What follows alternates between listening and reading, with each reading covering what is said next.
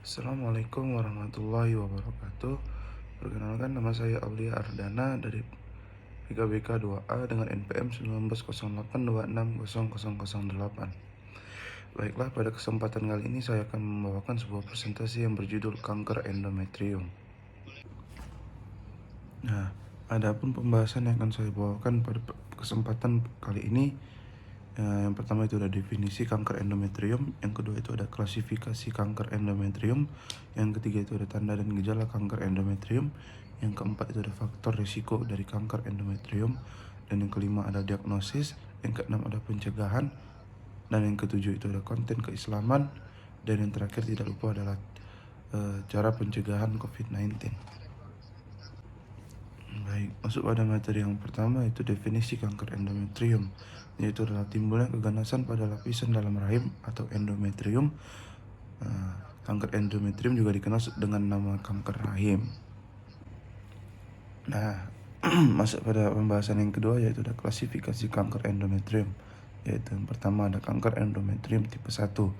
Tipe ini merupakan yang umum terjadi. Perkembangan sel kanker pada tipe 1 terjadi secara perlahan atau non-agresif dan bisa terdeteksi sejak dini.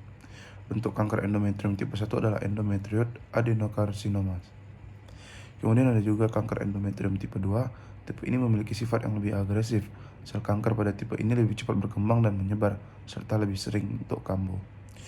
Bentuk kanker endometrium tipe kedua adalah uterine serous carcinomas dan clear cell carcinomas.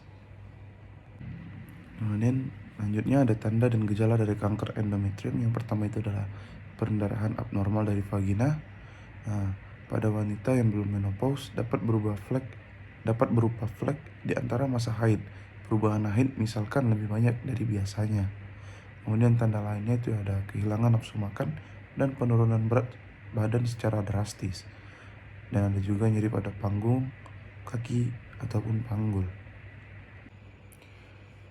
Kemudian masuk kepada faktor risiko dari kanker endometrium. Yang pertama itu ada meningkatkan risikonya itu ada terapi hormonal atau estrogen. Setelah menopause, jumlah siklus haid banyak, misalkan menarche dini atau menopause terlambat. Beberapa jenis tumor ovarium itu ada PCOS. Dan cara menurunkan risikonya itu adalah dengan kehamilan, KB hormonal kombinasi. Kemudian faktor risiko lainnya itu ada berat badan berlebih atau obesitas, dan yang lain itu ada juga menstruasi di usia yang terlalu dini, kurang dari 12 tahun, dan menopause di usia yang lebih lambat dibandingkan umumnya, yaitu lebih dari 50 tahun. Baik, lanjut kepada pembahasan selanjutnya, itu ada diagnosis kanker endometrium. Jadi beberapa pemeriksaan yang diperlukan antara lain itu ada USG atau ultrasonografi, dilakukan untuk menilai struktur. Umumnya akan disarankan untuk melakukan USG transvagina untuk menilai apakah ada massa dalam rahim atau adanya penebalan endometrium.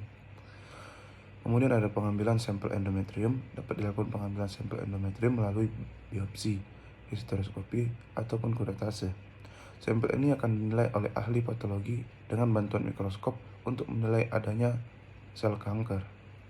Kemudian melakukan CT scan untuk menilai apakah sel kanker telah menyebar ke bagian tubuh lainnya.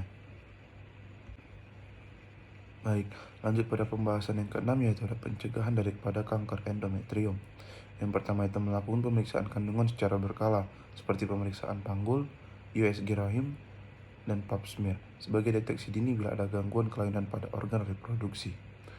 Kemudian berkonsultasilah terlebih dahulu dengan dokter sebelum menggunakan metode kontrasepsi. Kemudian menjaga berat badan agar tetap ideal, dan mengonsumsi makanan sehat, bergizi, lengkap, dan seimbang. Berolahraga secara rutin selama lebih kurang 30 menit setiap hari.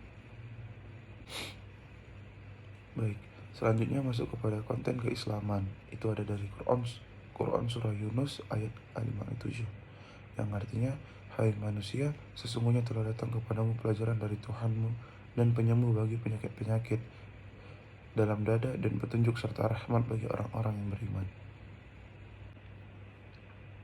Kemudian masuk kepada pembahasan yang terakhir, yaitu adalah pembahasan tentang pencegahan COVID-19. Seperti biasa yang sudah diterapkan oleh Indonesia, oleh seluruh dunia, itu menggunakan masker, lakukan social distancing, cuci tangan secara rutin, dan hindari kontak fisik terhadap orang luar, dan lakukan pola hidup sehat. Baik, ini referensi yang saya dapatkan. Sekian yang bisa saya sampaikan. Minta maaf atas segala kekurangan, dan kepada Allah saya meminta ampun. Saya tutup. Billahi fisabilillah, wassalamualaikum warahmatullahi wabarakatuh.